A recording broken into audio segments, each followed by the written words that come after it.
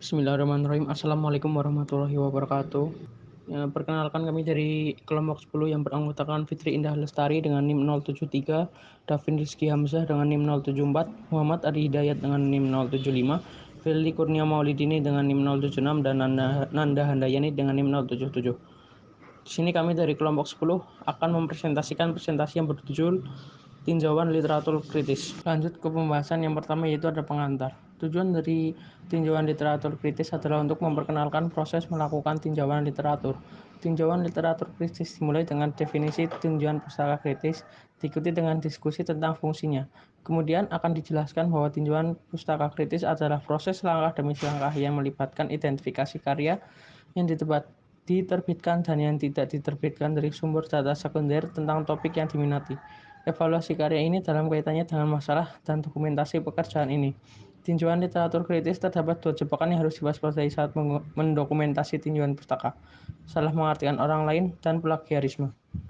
Yang selanjutnya adalah pendekatan tinjauan pustaka. Pendekatan tinjauan pustaka ini terdapat 4 bagian. Yang pertama adalah sumber data. Sumber data terbagi menjadi 8. Yang pertama adalah buku teks.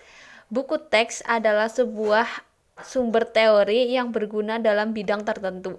Keuntungan dari buku teks adalah mereka dapat mencakup berbagai teori. Buku teks dapat mencakup topik lebih menyeluruh daripada artikel. Oleh karena itu, buku teks menawarkan titik awal yang baik untuk menemukan sumber yang lebih rinci seperti artikel jurnal, tesis, dan manuskrip yang tidak diterbitkan. Kelemahan dari buku teks ini adalah cenderung kurang update dibandingkan dengan jurnal. Dan yang kedua adalah jurnal. Baik jurnal akademik maupun profesional merupakan sumber informasi terkini yang penting. Artikel-artikel dalam jurnal akademik umumnya lebih melalui pre-review. Ini berarti artikel-artikel tersebut telah diperiksa oleh para ahli di bidang yang sama sebelum diterima untuk diterbitkan. Tinjau artikel yang mungkin atau mungkin tidak mengandung meta-analisis atau jenis analisis data di mana hasil beberapa penelitian digabung dan dianalisis seolah-olah itu adalah hasil dari suatu penelitian besar, merangkum temuan penelitian sebelumnya untuk memberitahu pembaca tentang keadaan penelitian yang ada. Artikel ulasan sangat berguna karena memberikan gambaran umum tentang semua penelitian penting itu tersendiri. Artikel penelitian laporan penelitian empiris menggambarkan satu atau beberapa studi terkait. Bagian latar belakang konseptual dari artikel penelitian memberikan gambaran ringkas tentang literatur yang relevan. Artikel penelitian juga memberikan gambaran rinci tentang tujuan penelitian, metode yang digunakan, dan hasil. Artikel dalam jumlah profesional merupakan sumber berharga dari perkembangan terkini di lapangan dan fakta dan angka. Terlebih lagi, artikel memberikan pembaca perasaan tentang relevansi praktis dari suatu masalah. Untuk yang ketiga ada tesis. Tesis PhD sering berisi tinjauan lengkap literatur di area tertentu. Sebagian besar tesis PhD mencakup beberapa bab empiris. Bab-bab ini seringkali memiliki struktur dan karakteristik yang sama dengan artikel jurnal akademik. Perhatikan bahwa setiap bab empiris dari tesis akhirnya diterbitkan dalam jurnal akademik. Untuk sumber data yang keempat ada proceeding konferensi. Proceeding konferensi dapat berguna untuk menyediakan penelitian terbaru atau penelitian yang baru atau yang belum dipublikasikan. Proceeding konferensi sangat mutakhir dan untuk alasan ini sumber informasi ini cukup berharga jika pembaca atau Anda bekerja di area atau domain yang relatif baru. Tidak setiap manuskrip yang dipresentasikan pada konferensi akhirnya diterbitkan dalam jurnal akademik, maka Anda harus menilai secara kritis kualitas sumber informasi. Untuk yang kelima, ada naskah yang diterbitkan. APA mendefinisikan manuskrip yang tidak diterbitkan sebagai sumber informasi apapun yang tidak resmi dirilis oleh individu, penerbit, atau perusahaan lain. Contoh manuskrip yang tidak diterbitkan mungkin termasuk makalah yang diterima untuk publikasi tetapi masih dalam proses. Data dari studi yang tidak dipublikasikan, surat, manuskrip, dan persiapan dan komunikasi pribadi termasuk email. Naskah yang tidak diterbitkan seringkali sangat mutakhir. Untuk yang selanjutnya ada laporan. Departemen pemerintah dan perusahaan menugaskan atau melakukan sejumlah besar penelitian. Temuan mereka yang dipublikasikan menyediakan sumber informasi pasar, industri, atau perusahaan tertentu yang berguna. Untuk yang ketujuh ada koran. Surat kabar memberikan informasi bisnis terkini. Mereka adalah sumber yang berguna untuk pasar, industri, dan informasi perusahaan tertentu. Perhatikan bahwa opini di surat kabar tidak selalu memihak. Untuk sumber data yang terakhir ada internet. Jumlah informasi yang dapat ditemukan di World Wide Web sangat besar. Anda dapat mencari rincian buku, jurnal, dan artikel jurnal, dan proceeding konferensi, serta data khusus seperti publikasi dan laporan perusahaan. Mesin pencari seperti Google dan Yahoo dapat membantu Anda menemukan informasi yang relevan.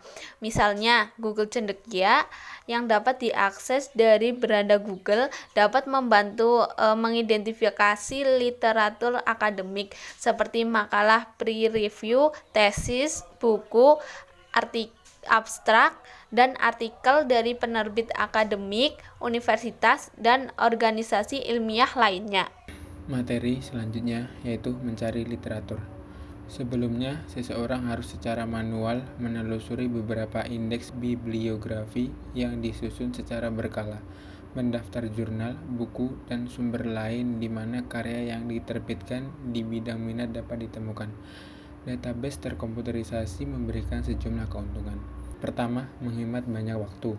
Yang kedua, komprehensif dalam daftar dan tujuan referensi. Yang ketiga, mendapatkan akses relatif murah. Sebagian besar perpustakaan memiliki sumber daya elektronik sebagai berikut ini. Yang pertama, jurnal elektronik. Yang kedua, database teks lengkap. Yang ketiga, database bibliografi. Yang keempat, database abstrak. Yang pertama, jurnal elektronik.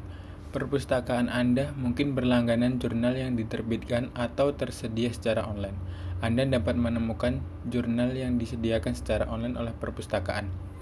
Yang kedua, database teks lengkap. Basis data teks lengkap menyediakan teks lengkap tentang artikel. Anda dapat mencari tahu database teks lengkap yang disediakan oleh perpustakaan Anda. Yang ketiga, database bibliografi.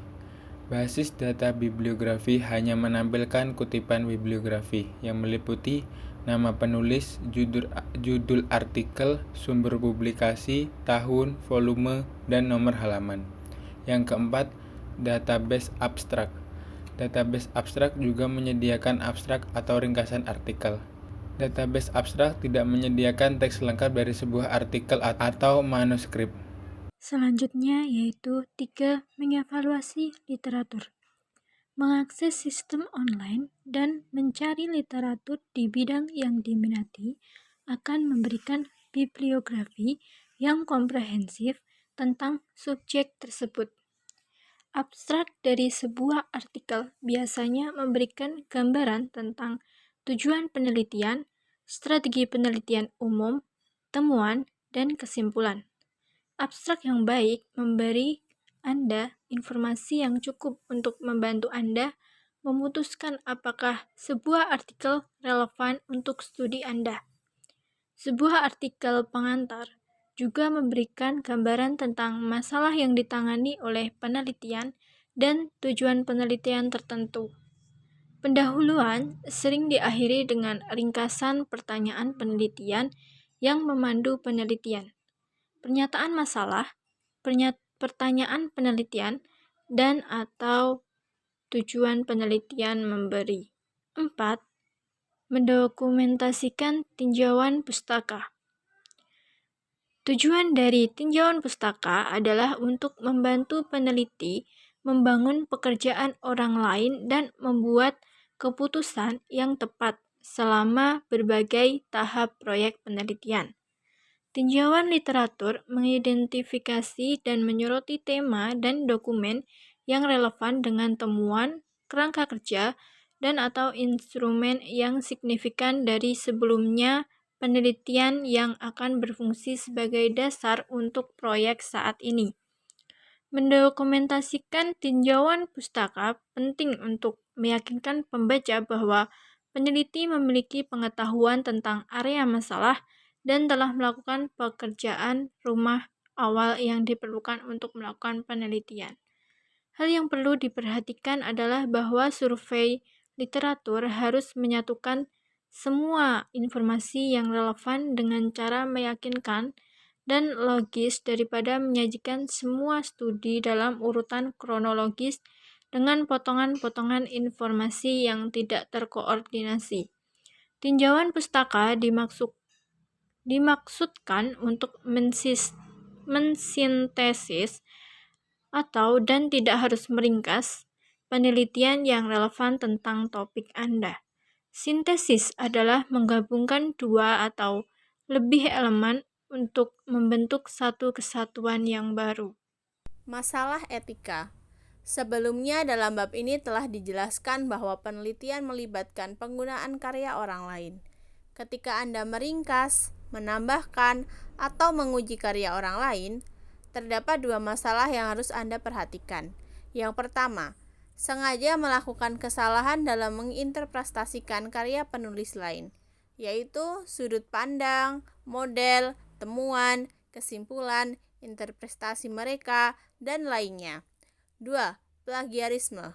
Penggunaan kata-kata, argumen, ide asli dari penulis seolah-olah hal tersebut adalah milik Anda sendiri. Meskipun hal tersebut dilakukan dengan jujur, sangat berhati-hati, atau karena ketidaktahuan.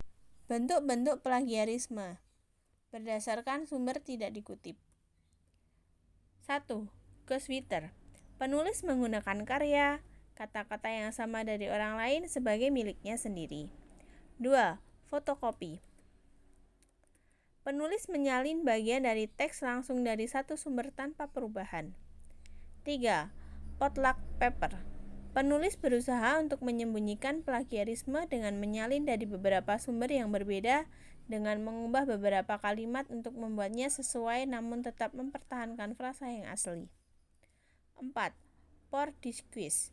Meskipun penulis mempertahankan isi penting dari sumber tersebut, dia telah sedikit mengubah tampilan tulisan tersebut dengan mengganti frasa dan kata kunci.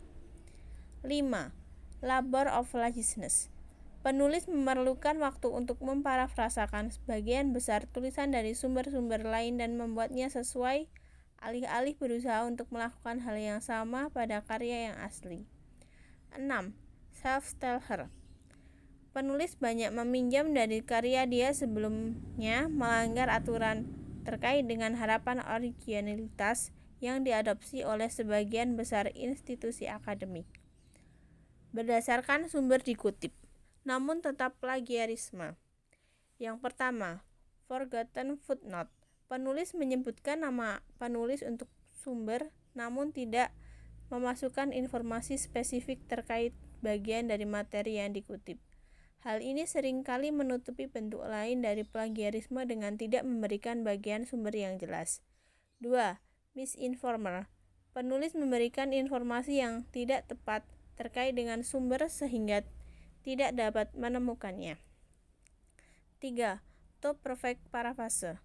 Penulis mengutip sumber dengan baik namun tidak menuliskan teks yang disalin dengan menggunakan kata-kata yang sama atau hampir sama ke dalam tanda kutip.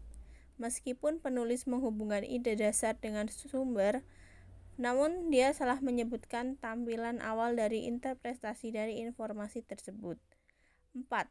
Resourceful citer. Penulis mengutip dengan baik semua sumber sesuai dengan memparafrasakan dan menggunakan kutipan. Permasalahannya adalah tulisan tersebut hampir tidak memiliki kata-kata original dari penulis. Terkadang sulit untuk mengetahui bentuk plagiarisme ini karena terlihat hampir sama dengan dokumentasi penelitian yang lain. 5. Perfect rhyme. Kita mengetahui bahwa hak tersebut tidak ada.